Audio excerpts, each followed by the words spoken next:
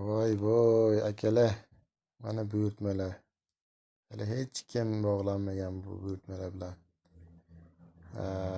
Bu qayerdan bilsa bo'ladi, hech kim bog'lanmagan. Ya'ni kimdir bu buyurtmalarni olmoqchi bo'lsa, mana bunaqa belgi bo'lib qoladi. Ya'ni bundoq qiluvchidan bo'lsa, mana Alisher akkaunt, ya'ni bu mijoz siz deb, ya'ni o'zim bunga boya kirmoqchi bo'ldim, shuning uchun ko'rsatdim. Eng qizig'i bu yerda tushayotgan buyurtmalarda hammasida telefon nomeri borda. Qaramaslarmi? Lipoyiga shunaqa qiladigan bo'lsam telefon nomeri chiqadi. Afsus, o'zim shofyor emasman, bo'lmasam gazini bosgan bo'lardim. Tayyorda mazza qilib ishlasa bo'ladi, xudo xohlasa. Mana ishim zo'r. Bitta ikkitasida o'sha telefon nomeri yo'q holatda kelyapti.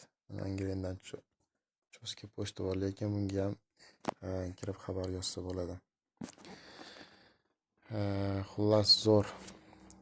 Qarang, zo'r taksidan foydalanayotganda, misol uchun men faqat Namangan, Toshkent yo'nalishda kerak bo'lsa, bu yerda endi sizlar kirganingizda Samarqand, Jizzax shularni ham e'lon chiqishi mumkin.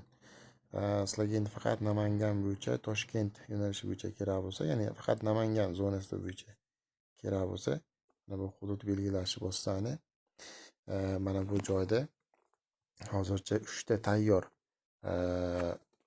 filtr anaqasi bor.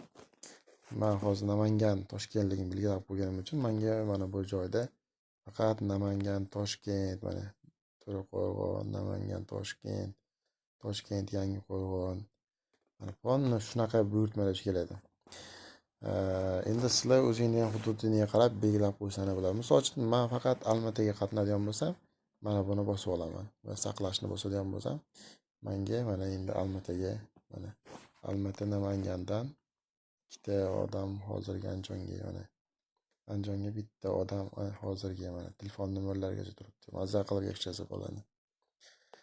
Mana xabar yozish mumkin. Faqat mana Olmaota. Mana bu tepasiga ahamiyat qaratishimiz kerak, chunki mana shu Telegramdagi kelayotgan gruppalar nomi. Mana Olmaota vodiy, Olmaota Namangan, Olmaota ish e'lonlari, ya'ni e'lonlar gruppasiga ham kimdir buyurtma bersa, ya'ni mashina bo'yicha